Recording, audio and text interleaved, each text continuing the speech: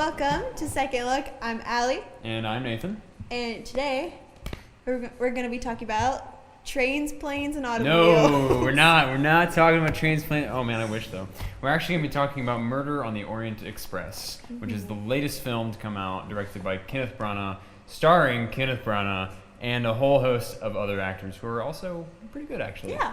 So, Murder on the Orient Express. Allie, initial thoughts, trains and automobiles. Well, going into this film, there were several things that made me super worried. Okay, like what? First being the font for the trailer. Because I was like, okay, it's like really takes place long time ago. Takes place why like is there before 2000 or something, yeah. Before World War II. Right, yeah. What? And I don't know, that just made me feel weird. Okay, sure. Was it Imagine Dragons? It was Imagine During the Dragons. trailer, that made me nervous. Mm-hmm. The mustache made me nervous. Why? At first, I was like, That got me really hyped up for it. I warmed up to it. Okay, It alright, grew fair. on me. That's fair. And then the last thing, Johnny Depp. Okay. Really nervous about him. He's real hit or miss sometimes. Yeah. Okay. So. That's kind of fair. But, I mean, those guys going into the film, but I mean, like, were they at least, were these worries exaggerated, or were they actually prevalent? Initial thoughts? Nope, they disappeared, you know? They disappeared? Okay, I would say about the same thing, or at least the same. I had the same level of caution going into the movie. Also, watching the trailer, it was put together, I'll say, stylistically. You know, they did something. But you're right. The font, it's like a neon blue font that they have going on. It's actually on the poster as well. It is on the poster. It's everywhere. So it's something they're trying to give it. You know, this movie's based on an Agatha Christie novel, and this is also the second film adaptation of the same title. I think the last one was like 1974, so they felt they need to update it. But anyways, the point is that it's set, you know, way back when, but they're trying to give it like a modern twist, like a modern flair and look to it. So that's a little bit odd. But at the same time, it's not. That's not the deal breaker for it. And I think it ended up kind of working. Yes. Yeah. Of course. It definitely the faults of the movie aren't from its very modern storytelling aspect, or at least from that imagination. The hardest question going into this movie, and we'll answer it by the end, because not now. The hardest question is, would you recommend this movie to anybody? And for me, I'll tell the answer right now. It's yes. Just barely. I can't. That's how I feel. Yeah. I thought it was adequate. Okay. I thought the movie, you know, it had a story. It told it. And it told its story as best it could. Yeah. Okay, so we can get into some of the details. It's a Murder on the Orient Express is a classic whodunit, in the sense that you have a bunch of as the trailer expresses. It says, you know, nothing more intriguing or mysterious than having a whole bunch of strangers on a train in the middle of nowhere with all their just, like thoughts and like all being alone by themselves. Mm-hmm. So yeah, that's the setup. It's just a classic murder mystery. One of the guests on board the train is murdered, and then it's up to our leading protagonist, Kenneth Branagh, who portrays, and I'm gonna butcher it, so I'm sorry, Hercule Poirot. Better than I can do. We'll take it. But he's Kenneth Branagh. He's, you know, guy with the large mustache. Apparently, that's I had to look into it because I just haven't read any Agatha Christie novels. Same. I was born in '97. I got nothing. But I also haven't seen too many mystery movies in and of themselves. So this was I'm not like new to the idea of it, but I definitely can't compare it to many things previously. Regardless, apparently Hercule Poirot is like a recurring character in Agatha Christie's novels, kind of like the Sherlock Holmes of Arthur Conan Doyle, just like a recurring character who just keeps on cropping up. He's one of her greatest creations. So a lot of people who have read Agatha Christie's novels, at least somewhat are attached to him as an idea, as a character. So I can't speak on as well he portrays that character well enough. I can say that Kenneth Branagh was probably one of the better performances of the film that I constantly enjoyed seeing on screen. Oh, for sure. Yeah. Not just because of the mustache. Like, I mean, yeah. It was glorious. It was. At really first, I was like, "That's ridiculous," but then I don't know, man. That's insane. It was pretty good. Yeah, there's that wonderful shot where he wakes up in bed and he's got you'll have to show it. It's a roll. I wish we could, but he wakes up in bed one morning on the train and it has he's wearing basically like a mustache protector that just spans his entire face. It actually, because the mustache curls. Anyways, it's amazing. It's great. But yeah, so it's a whole wide cast of characters, like a lot of big name actors. In Yeah. this, actors and actresses. So we've got Kenneth Branagh. There's Daisy Ridley. Star There's Wars. Oh boy, I hope she doesn't get really tired of everyone just labeling her as the Star Wars girl. Daisy Ridley, Michelle Pfeiffer, Josh Gad, Johnny Depp's in it. A lot of people. I mean, they've got like that's the first thing they advertise in the poster itself is just like look at all of these people we have. It's a great cast. And they do. I think it's just part of the. It's two heads of the same coin. On the plus side, you've got a great star-studded cast. On the negative side, that means that not all of them get that much screen time. Yeah. So like, I wish I saw like Daisy Ridley's got a couple of her own scenes, a couple moments, but it's like, I really wish that Daisy Ridley could have had more time to prove her acting chops throughout the movie. Yeah. I don't know. Like each character gets their own little time in the spotlight, but by the end of it, it's kind of like it's too. I don't know, too fleeting. It's like spread too thin. Yeah, a little bit spread too thin. Yeah. Any other character performances that initially stuck out for you? Besides Kenneth? Josh Gad, a few times when he was speaking, I was like, there's Olaf. Yeah. There's Olaf from Frozen. You can't separate or LeFou, It's, either one. You just can't separate him from his other roles. I mean, it's Yeah. hard to. Yeah. It's hard. That voice, like. Yeah, it's almost it's iconic. It's the characters are all they serve their basic purpose in that they basically have in classic whodunit fashion. It's Hercule Poirot as he goes around. He questions each one individually outside of earshot of the others, and he's constantly he's unearthing new clues, like in the train car and like interpersonal relationships. He's figuring out more of a backstory to these people as he's going around the train, and he's trying to piece it all together. And you somewhat are too as a viewer. I can tell why it's a little bit lackluster for other reasons overall, but that's the general overarching plot of the mystery. And we won't get into spoilers just yet, but the climax is just kind of there. Didn't blow me away. Same here. I actually felt like a little disappointed. Sure. I was like, Did you shrug your shoulders, kind of? It was, like I said earlier, it was adequate. Right. It was an ending. Sure, kind of like a baby's first steps to like having like a plot twist to a movie or being a surprise. Yeah, exactly. So I mean, plot wise, it's if you want to have a murder mystery, it's got mystery and intrigue. But I think probably the strongest thing that I want to talk about for this film, the best aspect was just the set design and the costumes and the look. The whole time I was thinking about just like the challenge because they're on a train, like 90% of the movie. Solid 90%.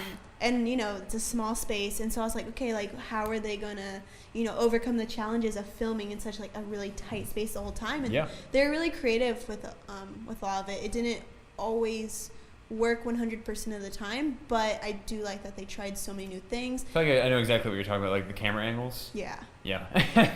They try some interesting camera angles. They're interesting enough that you notice them. Yeah. And so it kind of takes you out a little bit. Yeah, for sure. Yeah, it takes you out a little bit, but they at least attempted to do there was something an attempt. with it. Some of them worked. I thought the overhead shot of the compartments was cool. I like that a lot. That was cool. That was cool. Yeah, and then there was one that was like through like a weird like a glass tint that had like different images. You know what I mean? I think that was my favorite. Oh, really? I don't know. It's interesting. We can talk about that. Well, wait. Now we're just talking about camera shots. But the look and feel of the movie is basically spot on. Yes. I wanted to actually bring up how I think this movie critically it's doing just like it honestly just exists. I think it has like 56% on Rotten Tomatoes. Oh, it went down. It went down. Yeah, I think it's a little bit up. It always does go down. But I think the people just kind of are basically they have that initial gut reaction, which is that it's a movie that exists. But as I've kind of noticed, it is drawing in a lot of the older crowd. It's drawing in a lot of people who at least somewhat recognize and are attached to Agatha Christie's novels, or maybe the prior film. But it's drawing in a bit of the older crowd, and it's kind of made me have like a flashback to La La Land when that was in theaters. Yeah, because I'm getting a lot of the same storytelling vibes, just in the fact that like the look of the movie is it's gorgeous. The set design and the costume design and it's all like wonderful. The camera work is like it's there, it's passable, but like it's got that really good vintage look and feel to it all. Yeah. And so on the surface level, it's like wow, I can really get into this. But once you start to dig deeper as to like how juicy is the mystery or how like engaging are the characters, they're just it starts to kind of like crumble a little bit. Yeah. Okay. Yeah. I agree with that. I like that comparison a lot. The La La Land comparison overall. Yeah, but that's not. Again, it's starting to loop back around to the question of would you recommend? But it's again, we'll get there. We'll answer it. There's just a lot of there's a couple pluses. There's also some minuses. Mm-hmm. But I don't know. What were some things that stood out to you that were like overtly positive, or like even like along the same lines that you really enjoyed? I guess we already kind of touched about it, like just like the set. What's the main character's name again? Oh, Hercule. It's like literally like the word Hercules without the S. Hercule Poirot. Oh, okay. I think I'm growing more confident each time I say it, even though I'm still butchering it. I don't know. He was just kind of like my focus for everything. I liked his character, the way they kind of developed him. Mm-hmm. It was interesting because earlier you mentioned like Sherlock Holmes and how they're both reoccurring characters, and during the film, his name Hercule Poirot reminded me a lot of Sherlock Holmes. Sure. But more friendly. But sure. Also not. Yeah, exactly. I haven't. Oh man. Every time we do this, I just go back. It makes me realize how unlearned I am. Every single time I say, I haven't actually read this book, but from what I've heard, he plays this Poirot, portrayed by Kenneth Branagh. He's like an eccentric, kind of very particular, meticulous detective. Obviously, he's considered one of the world's greatest detectives. Yeah. And so and he's confident in that too. He's very confident. He knows it. Except in the trailer, he says, "I am probably the world's greatest detective." Oh, yeah, he's so smart that he knows he might not be. It's a wonderful little twist there. A little bit. But he does again. This goes less of how Poirot is as a character and more of my somewhat of a bias for Kenneth Branagh. I'm a bit of same with Ryan Gosling. I've got a bit of a thing for him. He's really he just tries really hard, and I appreciate that. So even though he's I have to at least reference it. There's a 1996 production of Hamlet. For like the 3 people out there who know what I'm talking about, don't laugh at me. It's like 4 hours long and it's glorious. It's really, really good.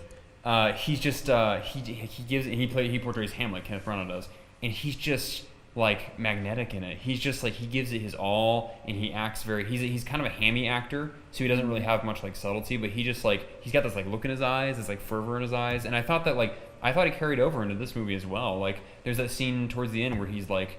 They're actually outside of the train, and he's standing accusing them all. No. This isn't spoilers. He's accusing somebody. We're safe. No plugging your ears just yet. He's accusing somebody. People outside of the train, and he's just got this like really like this like bright look in his eyes. The camera's like right in his face, and he's very like intense. I just really liked that aspect a lot.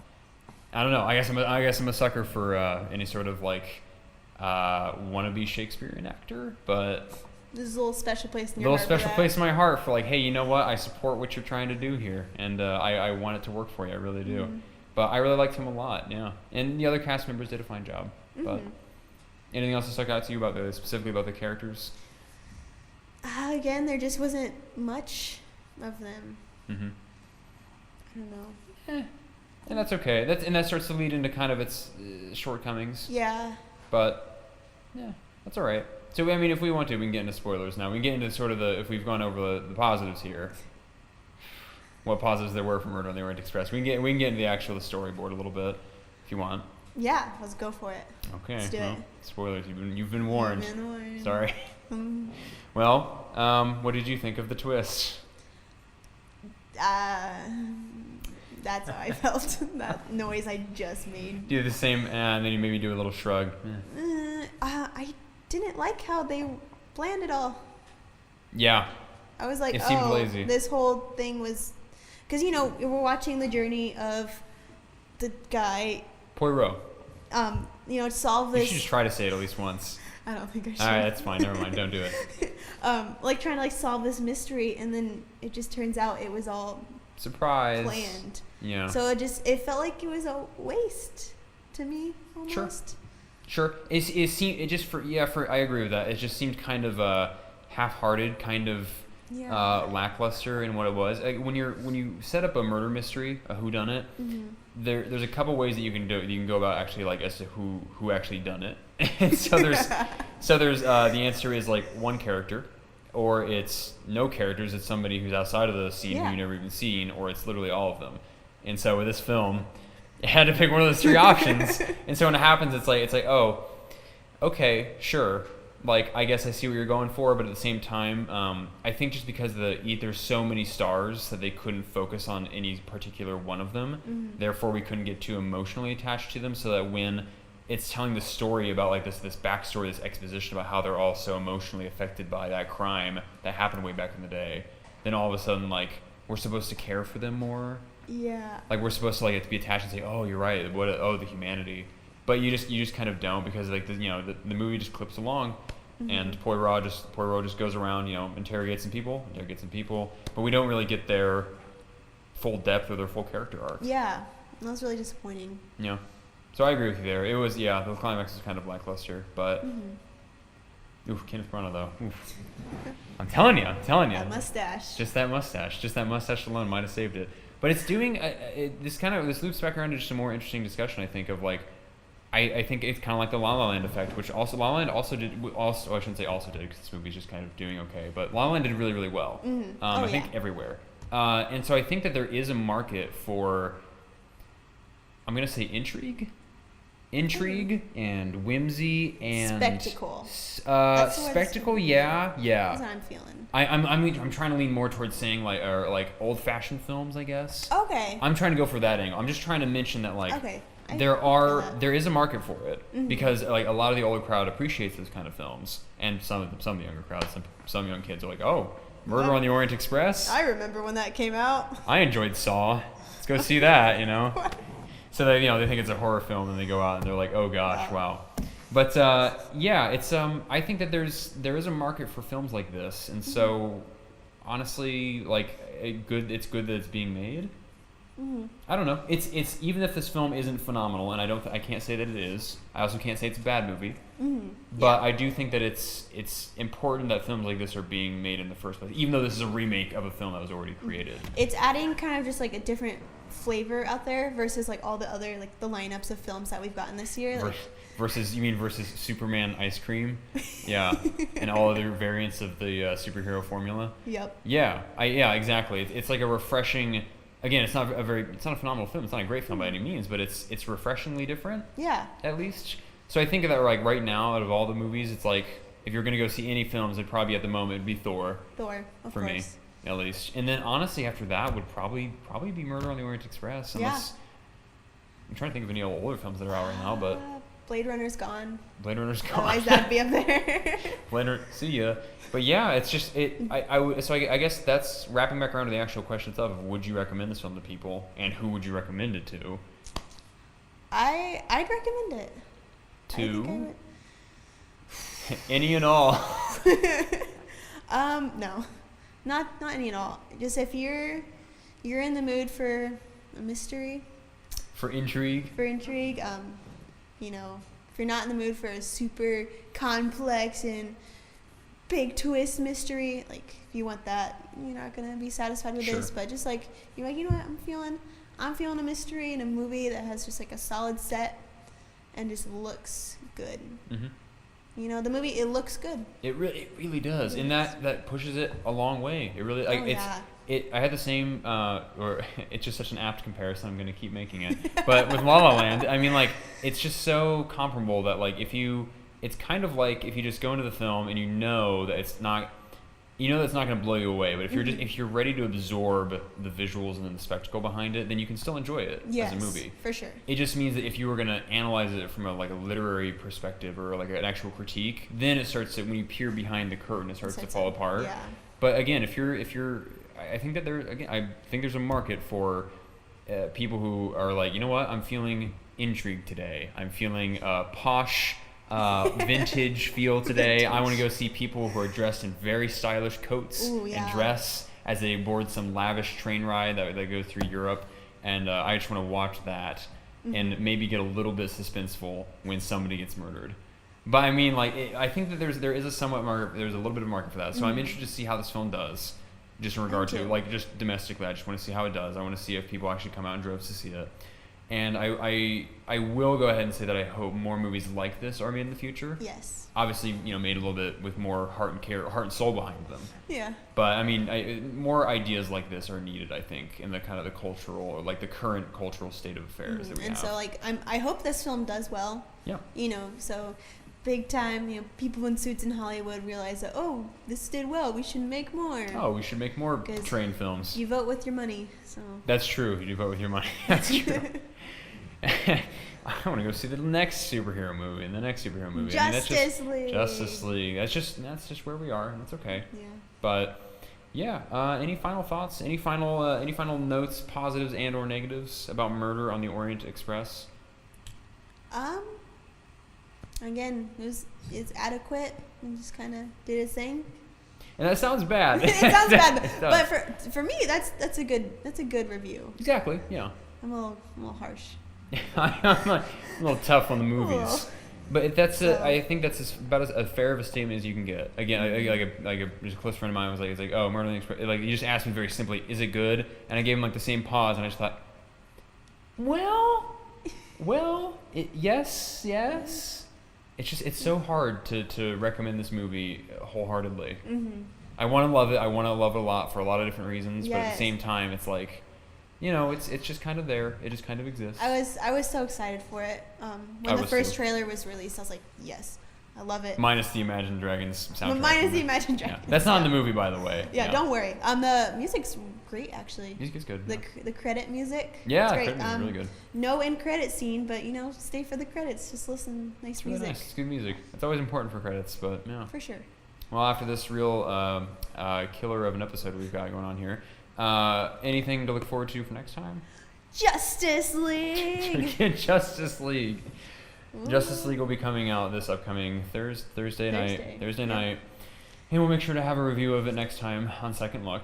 So from all of us over here at the studio, I'm Nathan. I'm Allie. And this has been Second Look. So we'll see you next time.